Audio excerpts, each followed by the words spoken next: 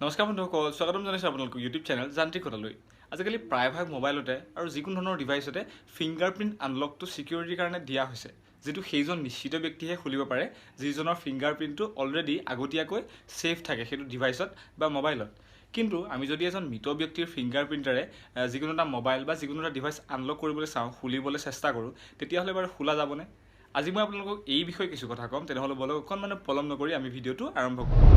আপোনালোকে হয়তো জানে যে আমাৰ দেশত অহৰহ এটা বৈদ্যুতিক ক্ৰিয়া চলি থাকে, আৰু আজিকালিৰ যিবিলাক ফিংগাৰপ্ৰিণ্ট চেন্সৰ, মানে আমি যিটোত মানে ফিংগাৰ টিপছটো দিলে আমাৰ মোবাইলটো বা ডিভাইচটো আনলক হয়, খোলা যায়, সেই যিটো চেন্সৰবিলাক মানে আজিকালি এনেকুৱা ধৰণৰ আহিছে যে আমি অকল এই ফিংগাৰ টিপছটো দিয়ে খোলা নাযায়, সেই চেন্সৰটোৱে ফিংগাৰ টিপছটো স্কেন কৰে আৰু তাৰ লগতে আমাৰ দেহত যিটো মানে বৈদ্যুতিক ক্ৰিয়া চলি থাকে সেইটো স্কেন কৰে। দুইটাৰ স্কেন কৰাৰ ফলতহে মানে আমাৰ মোবাইলটো বা ডিভাইচটো আনলক হয়।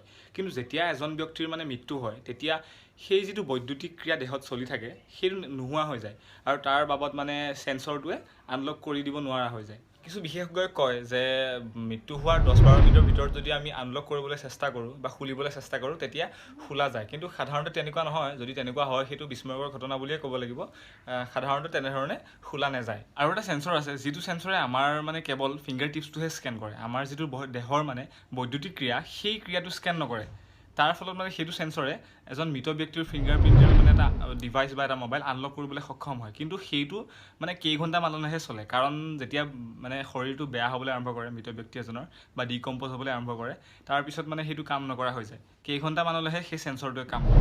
যদি ভিডিঅ'টো চাই ভাল লাগিল তেনেহ'লে ভিডিঅ'টো লাইক কৰি দিব আৰু কমেণ্ট কৰি জনাব কেনে পালে, আৰু লগতে এই চেনেলটো ছাবস্ক্ৰাইব কৰিবলৈ নাপাহৰিব। ধন্যবাদ।